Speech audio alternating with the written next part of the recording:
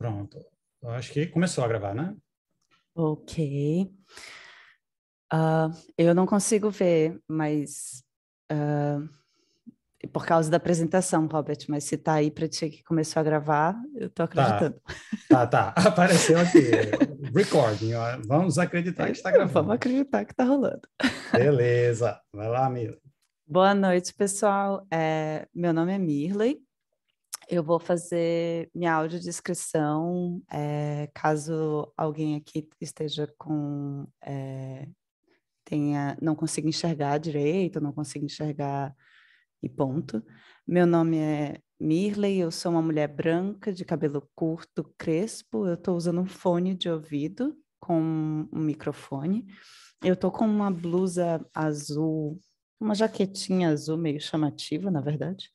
E no fundo, eu tenho um fundo branco, uma parede com uma jiboia, uma planta jiboia, com um quadro e um calendário, metade do calendário aqui. E meu nome é Mirley, como eu falei para vocês, desculpa, eu sou engenheira de dados aqui na ThoughtWorks e eu vou passar a palavra para o Robert agora.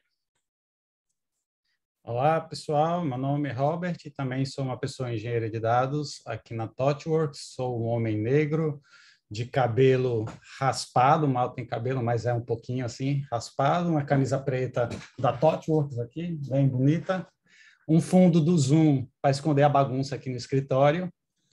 Então, acredito que é isso. Prazer estar aqui com vocês hoje.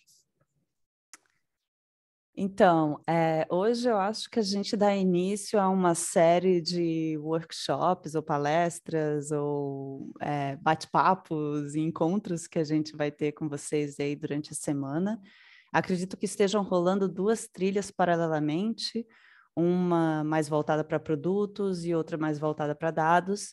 Hoje a gente vai começar com essa primeira apresentação na trilha de dados, que é a introdução ao conceito de dados.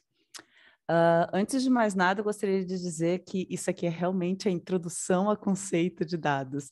Então, se você já é uma pessoa super experiente, se você já se sente super confiante trabalhando com dados, talvez isso daqui não faça muito sentido para ti, porque tu já tenhas todo o conhecimento, né? Aqui o que a gente está querendo é realmente compartilhar com vocês um, uma base, né? Um fundamento, assim, o mínimo, quando a gente vai se falar de dados, a gente poderia falar sobre essas coisas aqui. Então, por isso que o nome dessa fala hoje é Introdução ao Conceito de Dados. A gente vai fazer a apresentação, ela toda corrida, e daí depois a gente vai deixar nos minutos finais, caso vocês tenham alguma dúvida, caso vocês queiram acrescentar alguma coisa, tá? Daí a gente deixa uns minutos finais para vocês falarem. Eu sou péssima para acompanhar chat junto, então o Robert talvez consiga aí, mas eu já peço desculpas por antecedências caso eu ignore vocês aí no chat durante a apresentação, certo? Eu gostaria de apresentar aqui quais são as pessoas que construíram esse material, né? Então, a gente tem aqui a Luísa, que gostaria muito de estar aqui com a gente, mas não conseguiu hoje, mas ela foi fundamental para a construção desse material. Eu e o Robert, que vocês acabaram de conhecer, que está aqui com a gente, certo? Agora a gente vai passar pelo o que é que a gente vai ver hoje, a nossa agenda. A gente vai começar com uma conceituação um pouco histórica sobre armazenamento de dados, porque a gente acredita aqui que a evolução do hardware teve um papel fundamental em como nós olhamos para dados hoje. Depois a gente vai falar sobre o que é dados, uma conceituação de dados em si, o que é informação, qual é a relação entre eles dois. Depois a gente vai falar sobre Big Data. Difícil falar sobre dados sem tocar nesse nome, né? E quais são, quais são os conceitos que permeiam o Big Data. Depois a gente vai falar sobre processamento, E depois a gente vai dar uma olhada sobre qualidade de dados, que é fundamental para quem trabalha com dados, né? Ok, então vamos lá. Como eu falei anteriormente, como a gente gerencia o conhecimento e como a gente gerencia a informação está muito ligada à evolução de como a gente armazena dados, ok? Isso é algo bem fundamental para a gente. Então, como é que a gente começa tudo ali? A gente vai desde cartões perfurados, utilizados ali no censo de 1890, com a máquina tabuladora de Olerite. Aí a gente passa por um tubo de raios catódicos com uma TV analógica, que é chamado tubo William Kilburn, que foi construído na Universidade de Manchester, na Inglaterra, em 1947.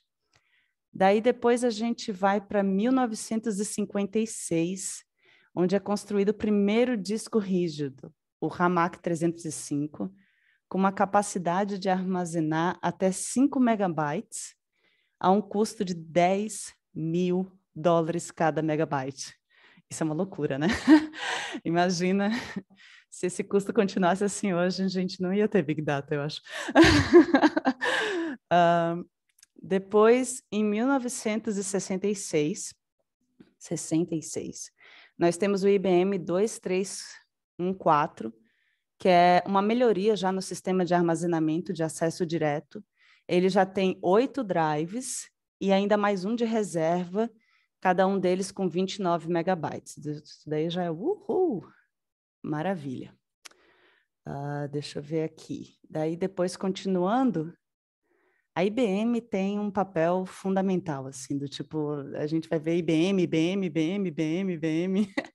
Ela é bem forte, né? Aí a gente tem, em 1967, o 1360 Photo Digital, que já podia ler e escrever até 1 trilhão de bits, 1 terabits. Somente 5 foram construídos no mundo.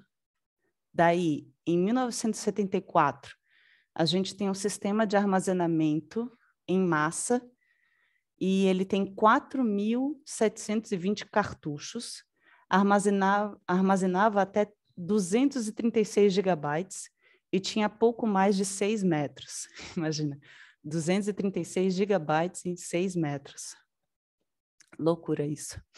Depois vem a vez do Japão. Então, foi a partir de uma iniciativa do Ministério do Comércio que teve a manufatura de uma DRAM de 64 kilobytes. Essa iniciativa do Ministério do Comércio no Japão possibilita a abertura de empresas como Toshiba, Mitsubishi. Então, o papel do Estado aí muito importante, né, no incentivo, né, à tecnologia, à produção tecnológica. Daí a gente começa a ter vontade de armazenar outras coisas, não só mais formulários, não só mais registros de biblioteca ou de pacientes. A gente quer armazenar. Será que rola de armazenar uma foto? Será que rola de armazenar também uma música? Então, a gente tem um precursor do CD e do Blu-ray, do DVD, que é o Laserdisc, que aparece em 1978. E só em 1980 é que a Seagate introduz algo que é parecido com o que a gente conhece hoje como HD. Só em 1980.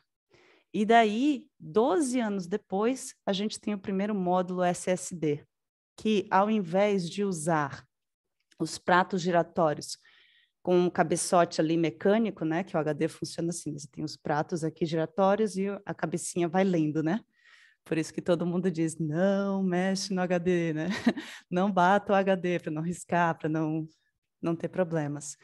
E daí o primeiro módulo SSD é lançado em 1992. Daí em 2000 a gente vem com flash drive, com o nosso famoso pendrive, né? E daí a gente já está com umas capacidades muito boas, né? 4 gigas num tamanhozinho super pequenininho, né? Meu Deus, isso daí já é loucura. Aí, em 2006, a querida AWS resolve tirar das costas das empresas a manutenção, né? A infraestrutura, né? A manutenção de infraestrutura ela é muito custosa e sobe à nuvem, né? Então, ela começa a oferecer serviços como o nosso famoso Elastic Cloud Compute, né? Que é o EC2, ou Simple Storage Service, que é o S3. E aqui, só para ter uma ideia, né? Aqui é 2007, mas isso aqui é uma fazenda de servidores da Dropbox. Não sei se vocês lembram, tinha Dropbox há uns 15 anos atrás. E isso daqui era uma fazenda de servidores deles. E daí a gente fica pensando, né?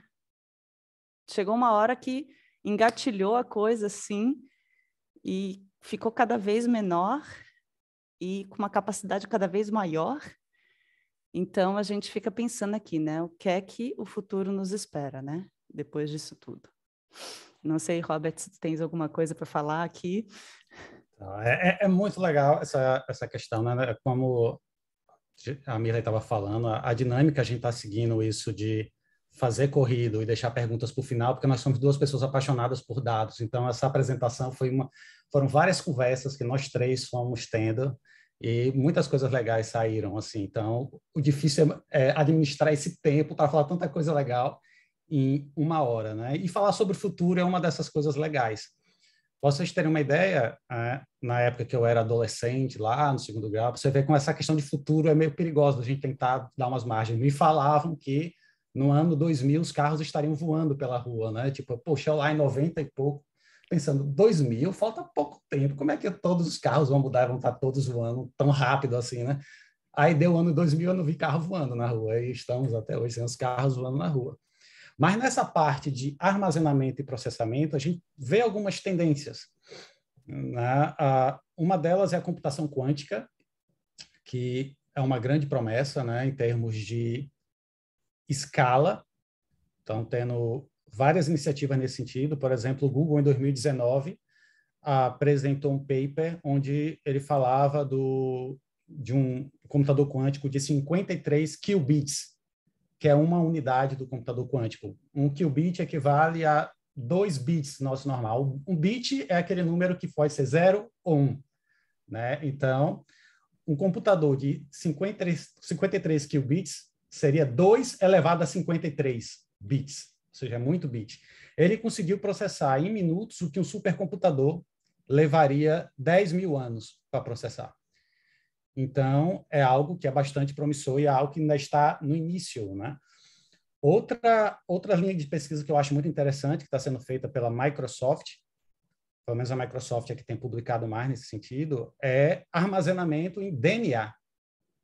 Aí, tudo a ver, né, aqui com a nossa área aqui de saúde. Imagine, em 1 centímetro, não, desculpe, em 1 polegada cúbica de DNA, eles conseguem armazenar 1 exabyte de dado. É muito dado. Só que ainda eles não têm ainda a velocidade para processar isso, mas já conseguem armazenar. Ou seja, vamos ter aí máquinas meio biológicas, né, rodando no meio. Coisas interessantes aí estão por vir. Beleza, Mirley? Pode seguir. Sim. Assustador também, né? Assustador, é verdade, muito. Ok, mas tá, a gente está falando de dados, o que é dados, né? Então, o que são dados, né? Dados vem do latim, né? Datum, que significa apresentado ou entregue, né? Algumas definições até vão dizer como dado, né? Do tipo, em inglês fica given, né? Então, foi algo que foi dado. Então, foi algo que foi apresentado, foi entregue.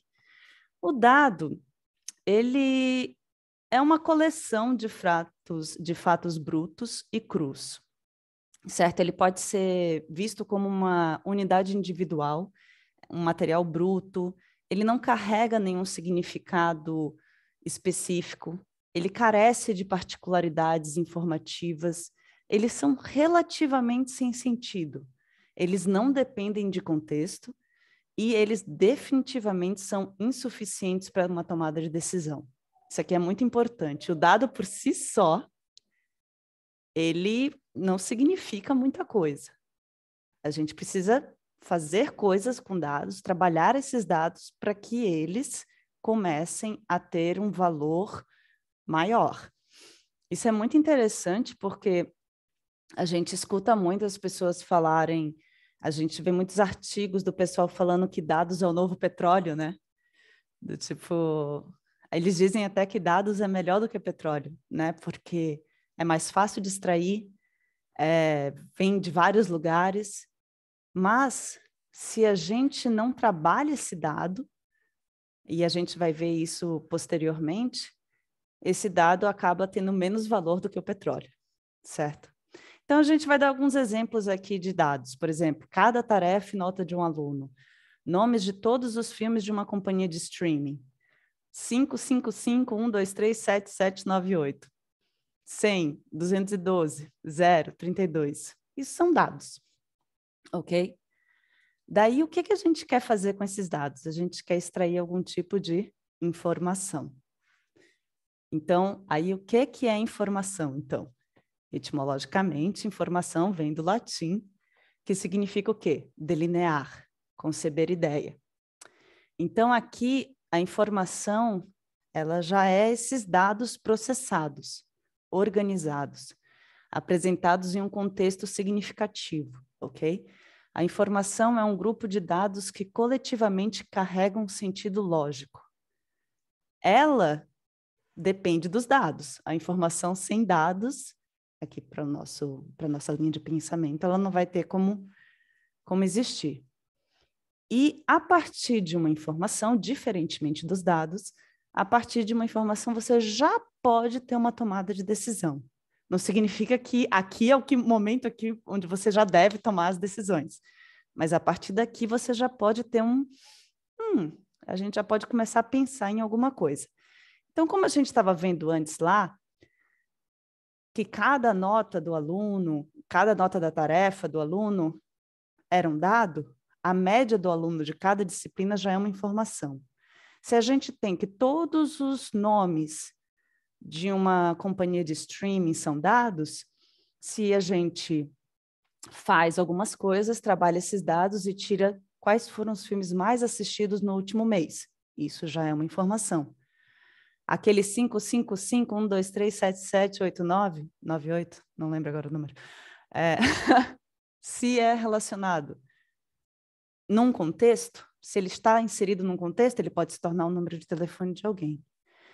Aí a gente pensa lá, 100, 212, 032, essas são as temperaturas de congelamento e fervura da água em Celsius Fahrenheit. Então, isso já é informação. Daí, a gente vai agora falar sobre uma coisa que talvez vocês já viram em algum lugar por aí, que é uma pirâmide. Então, essa é a pirâmide do conhecimento, né?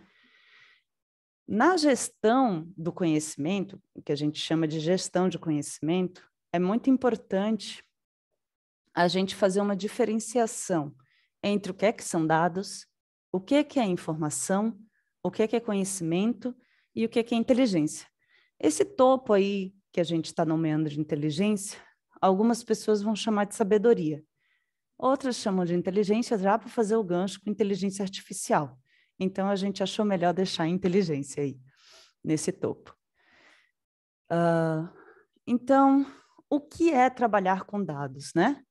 É justamente promover a conversão de dados brutos em informação, fazer a conversão de informação em conhecimento para futuros insights que possam auxiliar na tomada de decisão. Então, a gente vai ver aqui que a tomada de decisão, ela não está na base da pirâmide, né? Ela vai lá para cima. A gente tem que trabalhar bastante esses dados para chegar numa tomada de decisão mais apropriada para o negócio, certo? E é nisso que se baseia uma empresa chamada de Data Driven, né? Onde suas tomadas de decisão são oriundas, elas se originam da análise a partir de dados, ok? Então, os dados são elementos individuais, fatos, números, sinais, medidas, uma combinação de vários fatos estáticos, sem uma contextualização precisa, e eles têm que ser explorados a fim de serem processados e convertidos para, então, comporem uma informação. Então, aqui, para chegar na informação, a gente vai precisar de um contexto, porque essa informação vai ser esses dados de uma forma já organizada, estruturada, categorizada, contextualizada, condensada e calculada. Então, o mais importante aqui, não sei se é o mais importante, mas acho que uma dica aqui é sempre pensar que ela está dentro de um contexto. Então, os dados a gente inseriu, fez um monte de coisas aqui, a gente vai voltar nessa pirâmide depois, mas a gente fez um monte de coisa aqui, conseguiu colocar isso num contexto, a gente tem uma informação. Daí, o que a gente precisa para chegar no conhecimento? Para chegar ali no conhecimento, a gente vai precisar de um significado. Porque o conhecimento já é uma ideia, já é um aprendizado, já é uma noção, um conceito, ele já é sintetizado, ele já é comparado, ele é pensado, discutido, interpretado. Então, aqui a gente pode pensar que se a gente tem uma base de dados dentro da nossa empresa, a partir do momento que a gente correlaciona tudo que a gente fez, que a gente extraiu de informação, com informações e referências externas, a gente consegue construir conhecimento. Ele está interrelacionado com outras coisas. Só a nossa base de dados sozinha não vai trazer um conhecimento rico para a gente. Ele vai precisar de outras informações, de outras informações de outros lugares para ele se estruturar. E aqui no que a gente está chamando de inteligência, vai ser com um entendimento, porque é a habilidade e a qualificação da inteligência humana de aplicar conhecimento acumulado em tempo hábil e adequado ao negócio. Então, é no timing certo, é no momento que precisa ser, porque a inteligência está relacionada à integração, à aplicação do conhecimento, à reflexão sobre o conhecimento e até a identificação de padrões e predições. Bem, era o que eu tinha para dizer aqui da pirâmide, Robert. Perfeito, Mirley. Aí, nada assim a acrescentar. Talvez, falando de exemplos, né? Por exemplo, imagine que seu negócio é um e-commerce, né? Por exemplo, aí você tem lá aqueles números sendo salvos de todas as vendas que você faz no dia, por aí tal, e de repente você quer uma informação, né? Você quer um contexto. Quais foram as minhas vendas realizadas no dia X? Aí vai ter lá esse número, tipo, eu tenho essa informação. Onde entraria o conhecimento? Imagine que você olha lá, em uma determinada data, de um determinado ano, as suas vendas despencaram. Aí você vê que essa data foi no 11 de setembro, né? Aquele fatídico evento, né, que aconteceu. E você percebe, se você não cruzar esse dado com outras fontes de informação, o que você vai ter? Poxa, meu gráfico despencou aqui. Por que aconteceu isso? Então, esse conhecimento vem de você consultar outras fontes, fazer esse cruzamento e você, de repente, perceber, esse foi aquele evento que ocorreu, né, conhecidíssimo aí, que impactou, que mudou o mundo e dividiu o mundo em antes e depois dele. E a inteligência seria justamente você, né, como a Miller falou brilhantemente bem, é você usar todos esses itens que estão abaixo dessa pirâmide e colocar a sua compreensão, quem sabe até, imagine, tentar prever se algo do mesmo tipo está para acontecer, né? Será que existem variáveis? É aquelas perguntas, né? Como diria um desenho muito famoso que criança gosta, o Show da Luna, né? São tantas perguntas, né? São tantas coisas legais. Então, será que existem variáveis? Será que a gente conseguiria construir um modelo onde seria possível prever, não um evento como o 11 de setembro, talvez, seria extrapolar demais, mas que as minhas vendas podem cair, né, de acordo com um determinado conjunto de fatores que começam a acontecer ao mesmo tempo. Né? São essas coisas interessantes que fazem a gente navegar por cada uma dessas camadas da pirâmide. E é importante dizer que hoje está tendo uma corrida muito em direção à inteligência artificial, por exemplo, como se só com a inteligência artificial você pudesse agregar valor. Não, cada camada dessa você consegue agregar valor ao seu produto, né, de software que você está fazendo, a sua solução. Você não precisa esperar estar na inteligência, só é bom se eu estiver na inteligência, não. A informação tem valor, o conhecimento tem valor, a inteligência tem valor também, e o dado é valiosíssimo, porque sem ele você não consegue construir nada que está acima. Né? Sim, muito bem colocado. A gente tem que cuidar bem dos dados, né? Eles têm que estar bem bonitinhos ali para a gente conseguir fazer essas agregações e essas transformações para a gente chegar ao valor realmente, né? Ele por si só e sem cuidado, ele não está tão valioso assim, né? Então, aqui, só como uma provocação, eu queria trazer para vocês, assim, só para a gente relembrar, né? Isso aqui foi uma coisa que eu e o Robert, a gente ficou conversando, e a Lu também, a gente ficou conversando um pouco, né? Porque esse daqui, eu não sei se vocês lembram, lá em 1956, eu acho que foi o primeiro disco rígido que foi construído, o Hamac 305, e, tipo, isso aqui era 5 megabytes. E, tipo, e a foto ao lado é um corredor da AWS. Então, a gente poderia pensar, né, do tipo, a gente ficou mais potente, a gente pode armazenar mais dados num tamanho menor, a gente não precisa mais de 6 metros ou de 2 metros. Lembra que tinha um disco ali de um lugar de armazenamento ali que tinha 6 metros, com 4.720 cartuchos, se não me engano. A gente não precisa mais disso. Mas a gente fez essa evolução realmente pensando em diminuir a quantidade de recursos naturais que a gente estava utilizando? Não, né? A gente continua com fazendas enormes, supercomputadores, a gente continua com corredores de servidores aí enlouquecidos, e isso tem um custo muito grande, né? Para nós, né?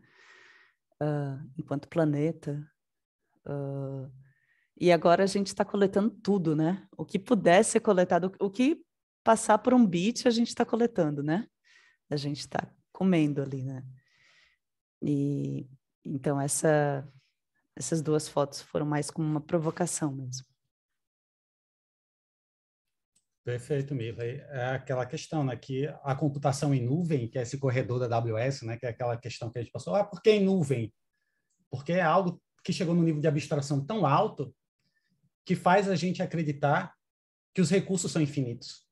Né? Tipo, é como a Mirley falou, a sensação que a gente tem como usuário é que a gente pode gravar qualquer coisa. Né? Tipo, eu estou aqui, eu vou colocar um sensor na minha casa que pegue a velocidade do vento a cada nanosegundo. E eu vou salvar isso na nuvem, porque eu quero ter esses dados históricos aí durante 10 anos. A nuvem me proporciona isso. Mas a gente sabe que os recursos não são infinitos. É algo realmente predatório, né? A gente está tirando recursos do mundo para construir esses supercomputadores, essas super máquinas, cada vez mais criando data centers em diversos lugares do mundo. E longe de ser infinito, os recursos são escassos e a gente tem que começar a pensar nesse tipo de coisa também. Isso. No que é que a gente está coletando, né? Porque daí pega o gancho direto para o nosso próximo tópico, né? Que é nada mais, nada menos do que Big Data, certo? O que é esse bichinho, né? O Big Data, a gente pegou do Wikipedia e também de outros lugares, é o termo usado para se referir a uma quantidade imensa de dados coletados de diversas fontes, ou é a área do conhecimento que estuda como tratar, analisar e obter informações a partir de conjuntos de dados grandes demais para serem analisados por sistemas tradicionais. Então, imagina, com toda a evolução que a gente viu lá na nossa linha do tempo, a gente está com um problemão agora. Que é, a gente consegue coletar o que a gente quiser, mas a gente precisa pensar na capacidade de processamento dessas máquinas, na transferência dos dados, a cada clique no smartphone, como é que a gente está enviando, transferindo esses dados. Então, a galera correu bastante nisso daí e teve o surgimento de ferramentas e soluções para lidar com Big Data, né? E de onde é que vêm esses dados, né? Eles são procedentes praticamente de 3 tipos de agentes, né? Pessoas, cada postagem, cada like, cada e-mail que a gente manda, cada planilha que a gente faz, essa apresentação, esse vídeo, essa conversa aqui, né?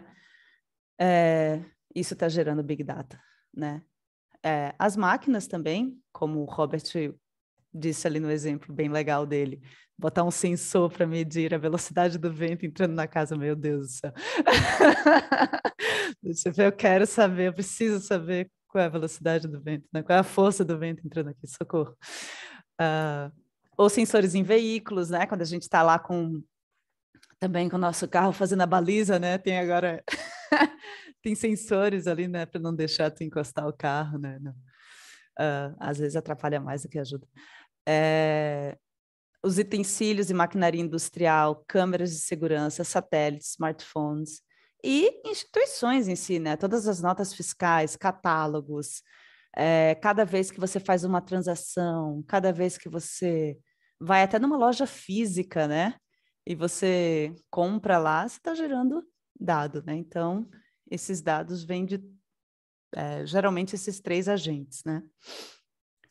Mirley, uma coisa legal que acho que cabe aqui, né, nesse contexto da medicina, a telemedicina, né, está sendo uma das grandes áreas que está gerando muito dado também. Essa onda fitness, onde todo mundo quer colocar um relógio que basicamente são vários sensores ali, né, que fica medindo batimento cardíaco, quantos passos você deu, e tudo isso vai jogando para a nuvem e tudo está sendo monitorado também. As sensores que as pessoas estão botando em casa para transformar as casas inteligentes. Então, a Big Data é algo que realmente veio e a tendência é que cada vez se torne mais big, com todas essas coisas que estão sendo criadas. Vai ser gigantic data daqui a pouco. Então, a gente quis trazer também para vocês um pouco disso que o Robert estava falando, sabe? Um pouco das estatísticas do que é Big Data, certo? Então, só para vocês terem uma ideia aqui, a Google recebe mais de 3,5 bilhões de buscas diariamente. Meu Deus, isso daqui é insano. A Google o Google é o serviço de busca maior, né, que tem, com mais de 87% de participação global. Isso se traduz em mais de 40 mil pesquisas por segundo. Mas o mais assustador aqui, eu vi numa série sobre dados no Netflix, eu não sei se vocês já ouviram falar A Era dos Dados. Acho que em inglês está como Connected, com Laif, whatever. Não vou me lembrar o nome do cara. É bem legal, quem tiver Netflix pode assistir, ele fala um monte de coisa legal, a gente vê todos os caras colocando os cabos da Google ou whatever, de qualquer cloud, que não existe cloud, né? Não existe nuvem, né? Tá tudo debaixo do oceano, assim, a prova de tubarões, né? Porque os tubarões gostam de ir lá e ficar mastigando os cabos. E daí ele mostra que cada busca do Google, ela equivale ao consumo de 3 minutos de uma lâmpada LED. Daí a gente fez umas contas de padeiro aqui. Tu lembra, Robert? E é mais ou menos 7,3 milhões de lâmpadas LEDs que nós ligamos 24 horas por dia. Isso mesmo, isso mesmo. Tipo, isso é muito recurso. Isso a gente só está falando de pesquisas. Imagina a postagem no Instagram, assim, é do tipo, é assustador a quantidade de energia, porque a gente precisa, essa energia para quê? Para transferir os dados, né? A gente está enviando luz de um lugar para o outro, né? E isso tem um custo absurdo. A gente ficou assim, ó. Daí aqui, Usuários de WhatsApp trocam até 65 bilhões de mensagens diariamente. Twitter mandam mais de 500 milhão de tweets a cada minuto. A mídia social é responsável por 33% do tempo total gasto online. Olha, e isso, o que a gente conversou, eu, Robert e a Lu, é que o mais assustador é que foi feita uma pesquisa em 2020 sobre a razão entre os dados únicos e dados replicados. Em 2020, a cada 9 dados, vamos dizer, 1 era único e 8 eram replicados. E estima-se que para 2024 essa razão vai estar 1 para 10. Eu estou achando que essa estimativa está bem otimista. Eu acho que a gente replica muito dado, muito dado. Imagina aí, ó, estão queimando lâmpada LED assim à torta e à direita, sabe? Outra coisa que a gente viu aqui foi que 80% a 90% dos dados gerados hoje não são estruturados. Independentemente do aparelho sendo utilizado, os usuários vão querer a mesma experiência. Então, às vezes, a gente abre um site na web, no nosso PC funciona, mas se a gente abre ele no nosso celular, ou sei lá, iPhone, Android, whatever, não funciona direito. A gente não quer, a gente quer a mesma experiência, né? Independente da onde a gente esteja, de qual aparelho a gente está usando. E eu acho que o Robert tem uma história legal aqui para falar sobre dados não estruturados. Dados não estruturados são sempre um grande desafio. No caso só para ter o que é a ideia de estruturado e não estruturado, a gente vai estar explicando daqui a pouco, né? Mas o dado não estruturado, a gente pensa logo em documentos. Você pegar, ter os seus PDFs, por exemplo, de documentos, ou suas músicas. Então, isso eu acredito que é um grande desafio, e eu vou deixar essa história mais para o final, para gerar esse spoiler aqui, por causa do tempo que eu estou olhando aqui, 7h42. Aí, Mila, pode ir seguindo para a Vamos gente chegar seguindo, nos então. outros conselhos.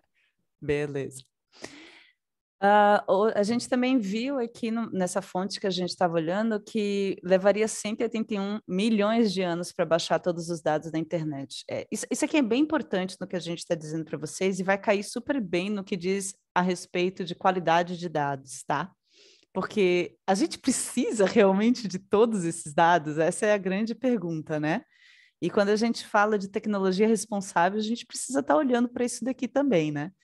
Do tipo, 181 milhões de anos, isso foi numa velocidade de 44 megabits por segundo. Isso é bem grandinho. E apenas em 2012, apenas 0,5% de todos os dados foram analisados. Isso daqui é o perfeito aquilo que a gente estava falando sobre dados como petróleo, sabe? O dado em si, ele não tem valor. Ele só é valioso a partir do momento que ele pode ser etiquetado e analisado. Se isso não acontece com o dado, se você só coleta dado por coletar dado, ele não significa nada. Acho que vocês se alguém aqui gosta de dados ou está estudando para engenharia de dados, já ouviu falar nos data lakes, né, nos lagos de dados que viram data swamps, né, uns pântanos de dados, porque você não sabe o que tem lá, você não sabe como tirar valor daquilo ali. E eu acho que esse é um dos maiores problemas de todas as empresas que têm data lake hoje, é de como extrair valor de tudo que foi coletado, de tudo que está sendo coletado. E daí a gente vem também como uma provocação, aqui 97,2% das organizações estão investindo em Big Data. Aí, se a gente olha para as empresas que realmente estão investindo bem pesado, Goldman Sachs, a IBM, sim, realmente, do tipo, elas estão investindo. Mas nem sempre a gente precisa estar investindo em Big Data e inteligência artificial. O recado que a gente gostaria de deixar aqui é que o mais importante, se você é uma empresa pequena, o mais importante é você olhar para a qualidade dos seus dados. Porque, às vezes, tem muita gente, tem até artigos falando sobre small data, né? Que Se você tem uma quantidade menor de dados, mas você tem uma qualidade boa de dados, você já pode extrair valor para boas tomadas de decisão, certo? Então, era mais ou menos isso que a gente queria deixar. Mas a gente não pode ignorar o Big Data jamais, né? Ele está aqui, eu acho que ele está aqui para ficar. Então, no que é que consiste exatamente o Big Data? Isso daqui foi algo que a gente entrou em discussão também, né, Robert? Isso aqui serve mais como um norteador, né? Um norte. Quando você pensa em Big Data, você não precisa dizer que esses 3 Vs têm que estar ali, mas, geralmente, você vai estar tateando algum desses Vs aí em Big Data, certo? Que é a quantidade de dados gerados, que é a velocidade com que esses dados chegam, e a variedade desses dados. Bem, se a gente tem um grande volume de dados, a gente tem um problema de processamento bem básico, né? Porque daí a gente vai ter o nosso famoso out of memory, que daí a máquina morre, né? Puf, acabou, não tem memória suficiente ali, então, tipo, porque você tem muito dado, você não conseguiu carregar tudo aquilo para a memória, para poder processar. Velocidade, porque está chegando assim 1,5 milhões de requests por minuto. Quem já nunca ouviu falar de um servidor que foi colocado... Eu estou pensando em inglês, put down, it was down, que foi destruído, não, foi morto. Robert, ajuda. Derrubado, foi Derrubado, derrubado. isso. Um servidor que foi derrubado porque teve muita requests, né? Muitas requisições ali batendo ao mesmo tempo. Tipo, a gente precisa cuidar disso, porque isso aqui é uma realidade, né? E a variedade é que a gente tem basicamente 3 tipos de dados: os estruturados, os semi-estruturados e os não estruturados. E a gente está coletando todos eles. Antes a gente não coletava todos os tipos de dados. Antes a gente só coletava os dados estruturados, só entrava na computação, nos bits ali, os formulários, o que estava já bonitinho ali, que ia ser colocado em tabela. Agora não, tem música, tem imagem em movimento, então, e a gente precisa endereçar isso também. Então, já deixando o gancho aqui, os estruturados, os tipos de dados estruturados, é qualquer coisa que esteja em conformidade num determinado formato, que tem o que a gente chama de esquema definido, né? São as famosas tabelas, as famosas planilhas, né? São geralmente estruturados porque eles têm uma estrutura de colunas e linhas, né? Os semi-estruturados, já eles... O Robert deu uma explicação muito... Eu vou deixar tu falar essa, Robert. A grande diferença entre dados estruturados e semi-estruturados. Ah, beleza. O semi-estruturado, ele está muito mais relacionado a essa falta de esquema na hora que você está lendo. Cada atributo, ele passa a ser opcional dentro do campo. Por exemplo, ali, quando a gente vê o estruturado na imagem esquerda, a gente vê que tem um identificador, o nome e o CPF.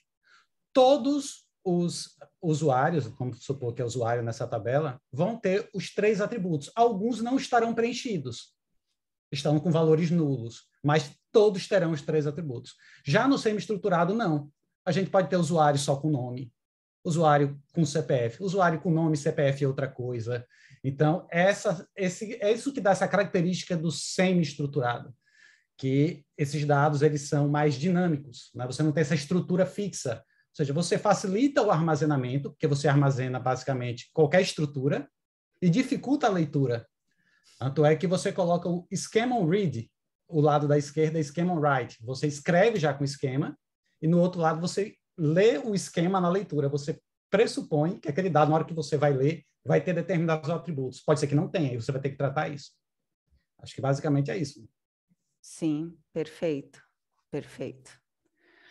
E os não estruturados, né? Que são todo o resto que a gente está produzindo aí, enquanto seres humanos, enquanto máquinas, enquanto instituições, que são postagens, fotos, e-mails, arquivos. Esses são os maiores problemas que a gente tem. E, bem, enfim, vamos indo então. E daí, quando a gente fala de processamento, a gente separou assim, ó, basicamente tem 2 tipos de processamentos. Quando a gente fala de dados, a gente tem o processamento de dados que acontece em dados que já foram armazenados, ou processamento de dados que acontece à medida que os dados fluem pelo sistema. Isso daqui vai impactar principalmente na arquitetura, certo? Que você vai montar para fazer, por exemplo, um pipeline, ou se não, para construir uma ETL. Isso daqui vai impactar diretamente. E existe um hype hoje no streaming muito grande, certo? Do tipo, que o streaming é o quase em tempo real, né? São sistemas de quase em tempo real. Mas nem tudo que a gente precisa é em streaming. Muitas vezes a gente precisa de processamentos batch mesmo. Por exemplo, uma conta de luz ou uma conta de telefone.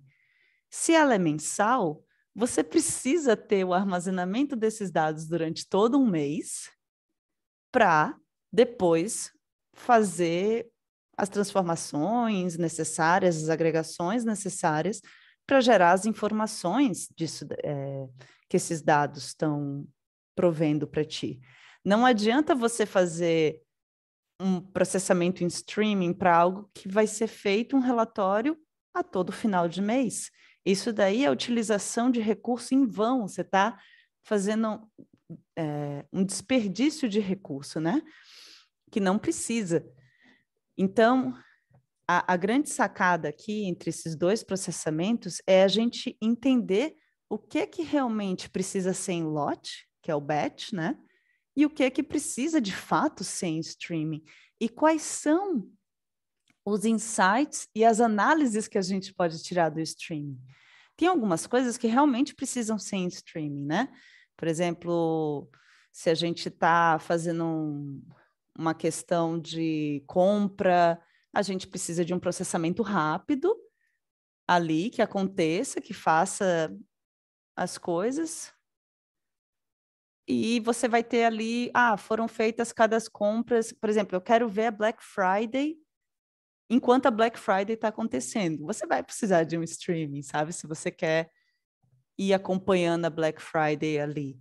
E bonito, quais são os insights que você vai tirar disso daí? Não sei ainda. Deve ter algumas coisas interessantes aí. O pessoal de inteligência, de ciência de dados, vai poder dizer isso melhor para vocês no próximo workshop. Eu não sei se tu quer acrescentar mais alguma coisa, Robert. Um exemplo clássico do lote é folha de pagamento. A gente recebe o salário mensal. Aí está tendo uma corrida, as empresas estão correndo muito por streaming, porque tem estudos que mostram quanto mais antigo o dado, menos ele vale. Aí estão querendo botar streaming em tudo, como a Mirley falou, sem levar em consideração os custos disso. Aí a gente até brincou, poxa, já imaginou se nosso salário fosse por streaming? A cada hora que você dá um F5 ali na sua conta, tivesse entrando alguns centavos a mais na sua conta. Ninguém coloca isso. O nosso salário continua sendo em batch, apesar das empresas estarem apostando no streaming. Não chegou o ponto ainda do nosso salário sem streaming ainda. Vamos ver se isso muda também no futuro próximo. Para quem tem ansiedade, ia ser pior, né? Oh, com certeza, eu já ia ter um treco. Mas o mais interessante que eu vi em algumas empresas que eu já passei é que a grande questão é quais são os insights que o streaming pode te dar de fato, sabe? Qual é a informação ou qual é o conhecimento que você pode tirar do streaming? Que às vezes você está querendo algo em streaming porque existe um hype, existe uma... tá todo mundo botando streaming é a hora da vez, né? Existe um custo bem diferente aqui, né? Entre um e outro. A gente falou várias palavras aqui, né? A gente falou de batch, a gente falou de streaming, a gente falou até de data lake, tem o data warehouse, a gente tem algumas boas ferramentas que a gente usa ou não usa, né? Ou alguns formatos de arquivo, Parquet, Avro. E daí a gente queria chamar a atenção a duas palavrinhas bem interessantes que eu acho que vai estar muito próximas daquilo que talvez vocês vão vir com a solução, como solução, né? O que vocês vão precisar, talvez, no que se refere ao hackathon, né? Que é pipelines e ETL, certo? Então, no que consiste um pipeline? De volta à nossa pirâmide do conhecimento, o pipeline é justamente as transformações necessárias para a conversão dos dados em informação.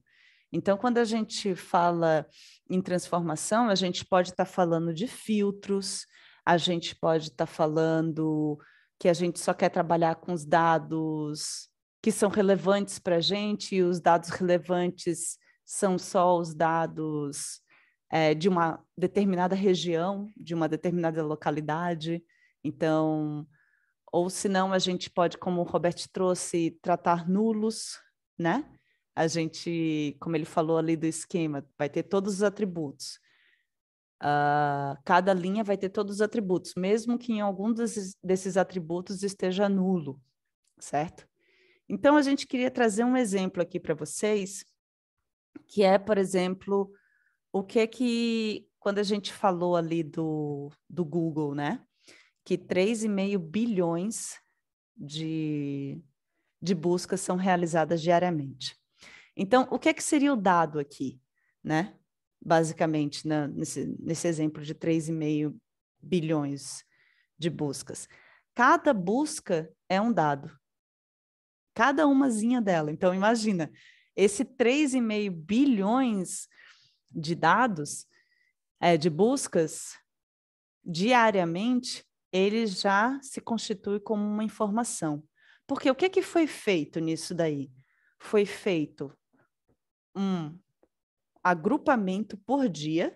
Então, a gente pegou todos os dados de cada dia, agrupou e somou todos esses dados. Então, a gente fez um agrupamento e uma função de agregação neles, entende? E aí a gente já chegou na informação. Aí, o que seria o conhecimento? A partir do momento que a gente foi lá e viu que na série do Netflix tinha informação de que cada busca no Google consome 3 minutos de uma lâmpada LED ligada, e a gente faz um cálculo de padeiro, e a gente chega em 3,3 milhões de lâmpadas LEDs ligadas diariamente, só em pesquisa de Google, aí a gente já tem um conhecimento. Aí no que concerne a inteligência? Poxa, será que a gente está consumindo muita energia? Será que a gente está utilizando recurso natural desnecessário? Vamos tornar tal coisa eficiente. Se a gente mudasse tal coisa, aí a gente vai treinar modelos, aí a gente vai aplicar inteligência para tentar ver padrões. Se a gente tornar mais eficiente, diminuindo o tempo de busca, talvez isso ainda consuma mais recurso. Talvez, se a gente mudar alguma outra coisa, a gente consegue ter menos busca, sei lá, bater num cache, que o Google já deve fazer, né? Mas a inteligência é a aplicação e a reflexão sobre esse conhecimento. E aqui, em cada momento dele, em cada momento dessa pirâmide, a gente vai ter que estar olhando para os dados no que diz respeito à sua qualidade. Por quê? Os dados que são transformados em informação, eles se tornam dados praticamente brutos para uma construção de conhecimento. Então, eles vão ser origem de dados para outra etapa. Então, por isso que a gente vai trabalhar a seta para cima, mas a gente precisa dessas setas horizontais porque a gente precisa estar olhando para esses dados constantemente em cada etapa do processo. Isso é muito importante. Eu não sei se tu queres acrescentar mais alguma coisa aqui, Robert. Não, perfeito. Pode seguir, Miriam. Okidoki. Então, aqui a gente vai estar falando sobre qualidade de dados. E o que é essa meleca de qualidade de dados? O que significa essa palavra que eu estou falando aí desde o início? Ele é o que vai dizer o quão confiável o dado serve a um propósito específico. Então, a qualidade de dados é para ver se esse dado que eu tenho aqui se ele serve para onde eu estou querendo chegar. Entende? Então, o que pode ter qualidade para alguma coisa pode não ter qualidade para outra. Então, isso é bem importante a gente entender. E quando a gente fala de qualidade de dados, a gente vai falar de 6 dimensões, basicamente, sendo elas a singularidade, que é o quê? É uma medida de deduplicação. A gente vai verificar se os dados ou se os dados similares existem múltiplas vezes no dataset, né? É uma medida discreta, porque o número de dados no contexto do mundo real precisa ser igual ao número de dados disponíveis no dataset. Então, se a gente tem no registro que existe só um Robert, a gente não pode ter ali no dataset que tem 2 ou 3 Roberts. Isso é muito importante que a gente deduplique os dados, né? Outra coisa muito importante para qualidade de dados, completude. O que é completude aqui? É um indicador de compreensão dos dados disponíveis. É a gente olhar para esses dados e entender se o que a gente precisa. Se a gente está pensando aqui em dados estruturados e a gente tem atributos, né, colunas e linhas, a gente precisa entender quais são os atributos que precisam estar completos. Não pode ter nulos nesses daqui para que a gente tenha uma compreensão dos dados. Às vezes podem ter, uma tabela vai ter 10 colunas, das quais só 4 são essenciais para a completude. A gente não precisa ter todos, a gente não precisa jogar os dados fora, porque as 10 colunas não estão completas. Se aquelas 4 estiverem completas, elas são suficientes para compreensão. E nisso que concerne a completude. Aí a gente vai ter pontualidade. Pontualidade é o grau em que os dados estão atualizados e disponíveis dentro de um prazo ou de um cronograma com duração aceitáveis. Então, nisso daqui é que o tempo de ocorrência dos eventos reais é a referência. Quando é que esse dado ocorreu? Uma conversa interessante que a gente teve, assim, que a Lu trouxe, foi, por exemplo, se eu estou fazendo um pedido no iFood e esse dado não é processado imediatamente, e ele é só processado daqui a 3 horas, não vai adiantar nada fazer o pedido, entende? Então, são coisas que estão ali e precisam estar no tempo correto. Ou senão, se a gente está pensando na bolsa de valores, né? Quanto é a ação tal hoje? Quanto é que ela era há 2 meses atrás? Essa pontualidade, ela precisa estar acurada, né? Ela precisa estar correta. E aquilo que o Robert já tinha falado, né? Existe uma tendência de que o valor e a precisão dos dados, eles podem diminuir com o tempo, né? A partir do momento que eles vão ficando mais antigos, eles podem perder valor. Isso não é verdade para todos os casos, isso é só uma tendência de um hype, né? Que está acontecendo, assim, tem que ser na última hora, certo? Mas dados históricos são essenciais para treinamentos, para várias outras coisas, para tomadas de decisão, né? Você só consegue inferir tendências se você tem um histórico, né? Você precisa de algum tempo. Aí a gente tem a validade. A validade é o teste se o dado está no formato apropriado. Isso é super essencial. Será que a entrada de dados corresponde ao formato de entrada de dados necessário? Por exemplo, a gente tem uma data de nascimento. Ela está como? 20 do... Eu vou dizer para vocês a minha data de nascimento, tá?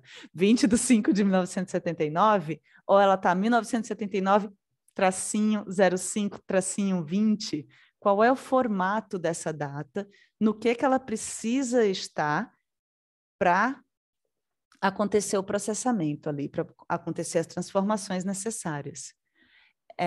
A validade é uma das dimensões críticas de qualidade de dados, porque ela é relacionada juntamente com a completude, com a acurácia, consistência, tudo isso vai impactar na integridade dos dados.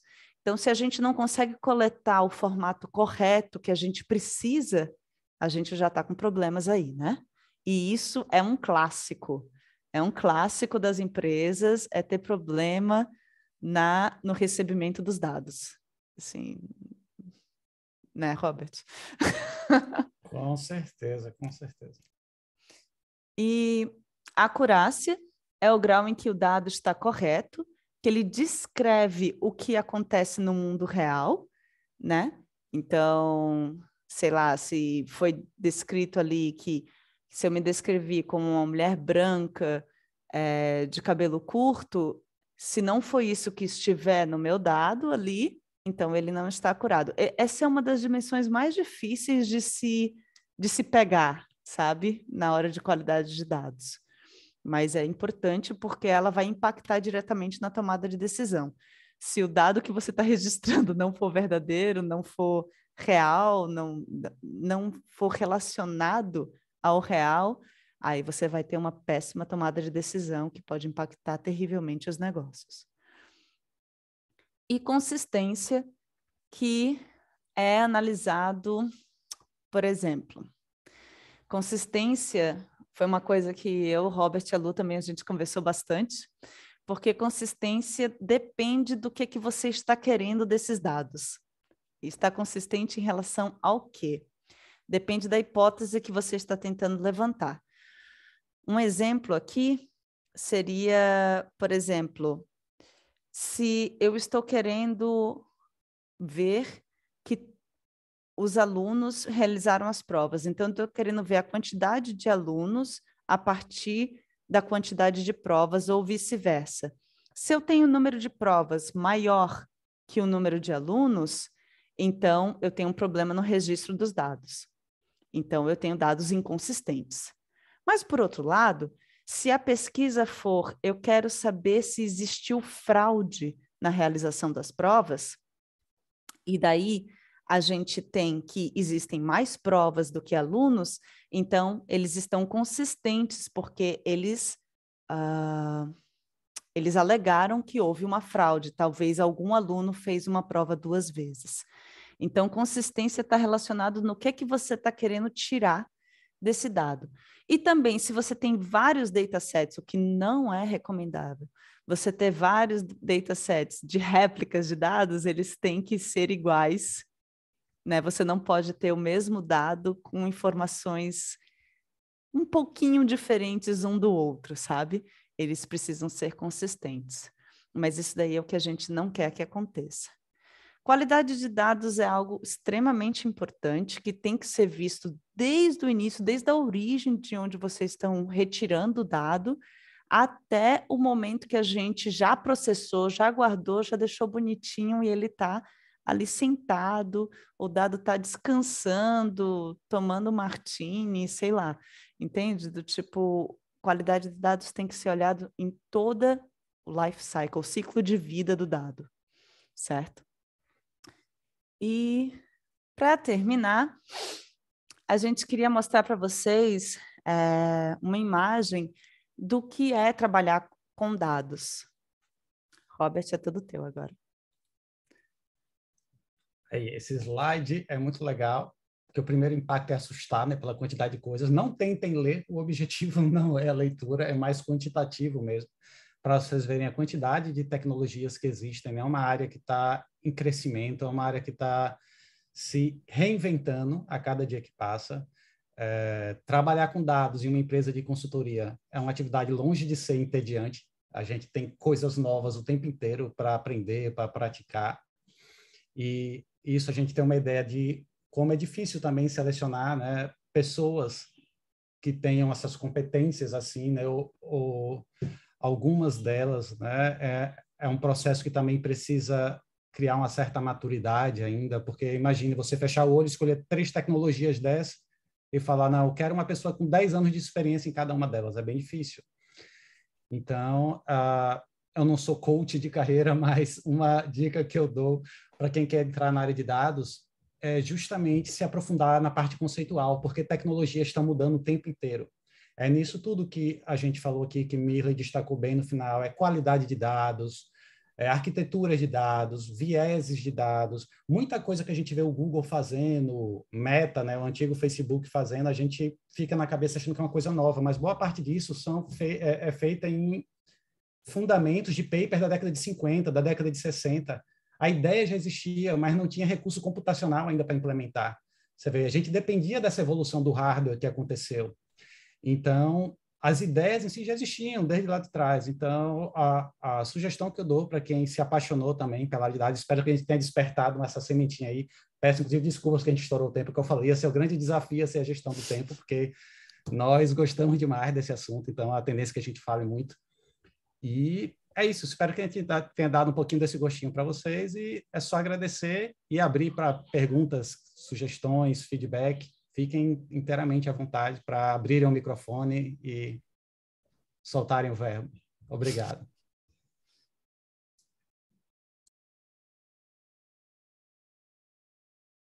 Eu vou parar de compartilhar aqui, tá? Beleza. Ó, Luísa chegou. Boa noite, Luísa. Ó. Eu sei que a gente estourou um pouquinho não, bastante no tempo aí, mas a gente está aqui, pessoal. Se vocês tiverem alguma dúvida, quiserem acrescentar alguma coisa, trazer alguma experiência, a gente está aqui mais alguns minutos aí para escutar vocês também.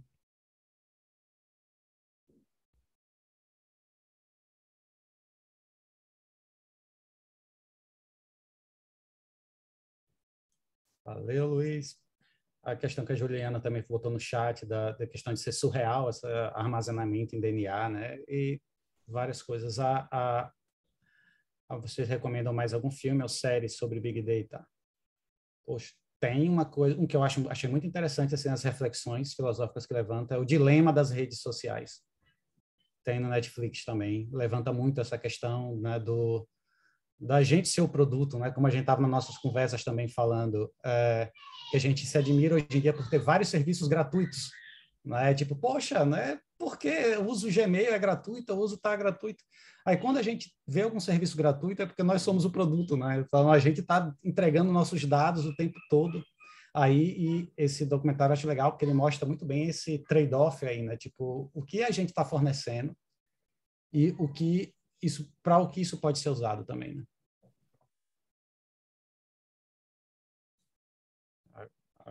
A Juliana também que gostou muito de trazer a consciência de lidar com dados, porque realmente é algo que fica por trás, não é tão na cara o uso desses recursos. Perfeito, Juliana, né? E quando a gente entra na parte de viés de dados, aí que o negócio fica ruim mesmo, né? Que às vezes tem o uso mal intencionado da informação e colocam aquilo ali como se fosse uma verdade, mas na verdade uma manipulação, né? Tem um livro muito legal que eu recomendo, que é uma área que eu me apaixonei depois que entrei na parte de dados, na parte experimental, estatística. Estatística eu acho uma área muito bonita, assim, porque dá essa visão geral sobre vários problemas que a gente enfrenta, né? Aí um dos livros que eu recomendo, por mais interessante, paradoxal que possa parecer, é Como Mentir com Estatística, porque justamente é um clássico, porque ele começa do inverso, né? Aí faz a gente perceber o como nós tentamos ser enganados o tempo inteiro, com gráficos, com informações, enfim. Várias indicações legais no chat. E aí, Mirley, alguma coisa para acrescentar também?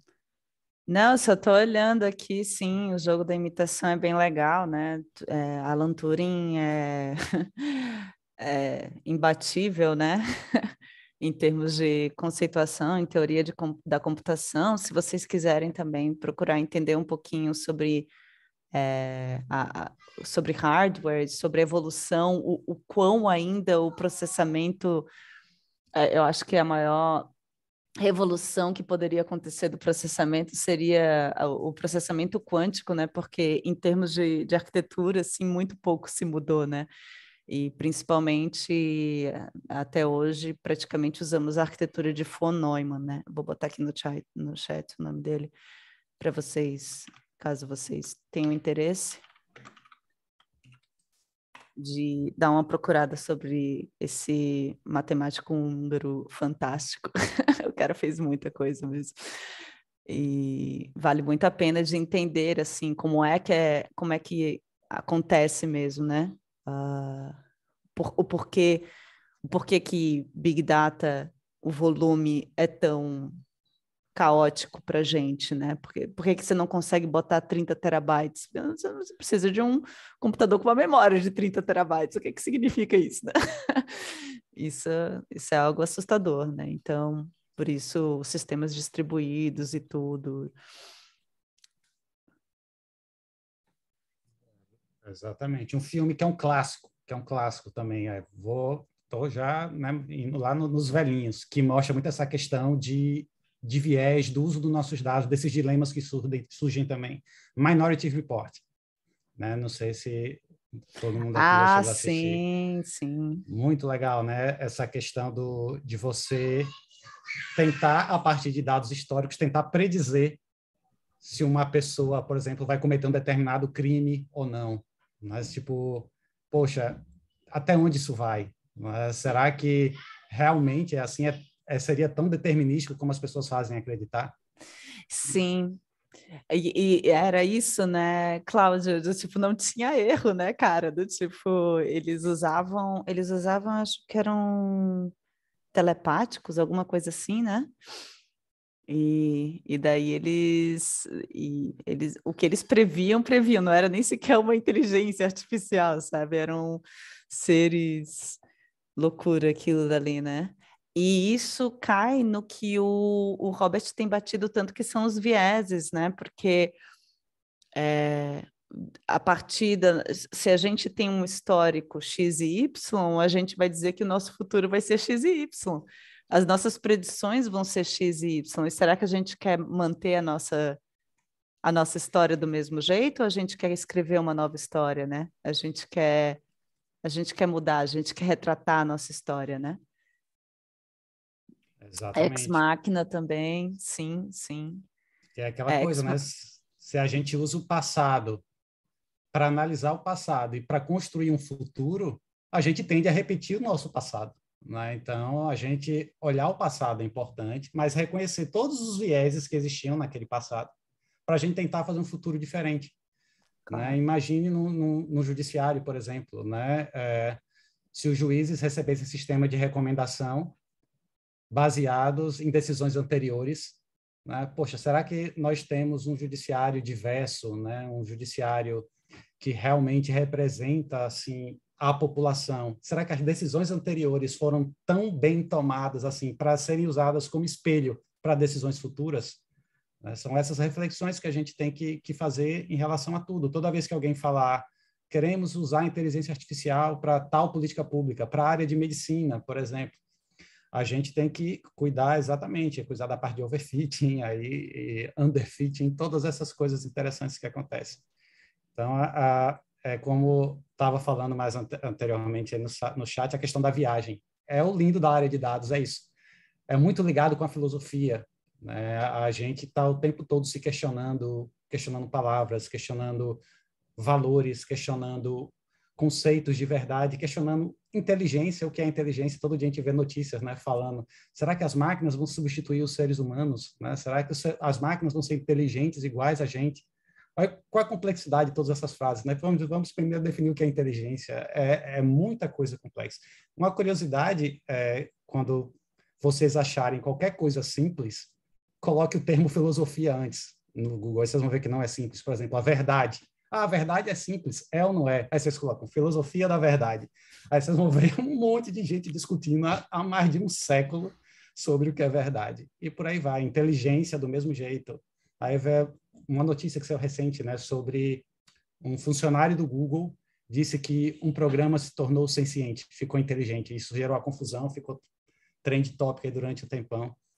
Aí falando, sim, é possível, né, uma máquina ser inteligente? Tem discussões desde a época de Platão sobre isso, é interessante demais. Então, sim, a área de dados tem muita filosofia envolvida e quem quiser viajar pode ter certeza que é uma área muito bem-vinda. As viagens são sempre interessantes. Opa, abri o microfone aqui rapidinho só para fazer um comentário, porque acho que ia ser mais complicado escrever e tentar passar a ideia. Primeiramente, boa noite, né? Meu nome é Luiz.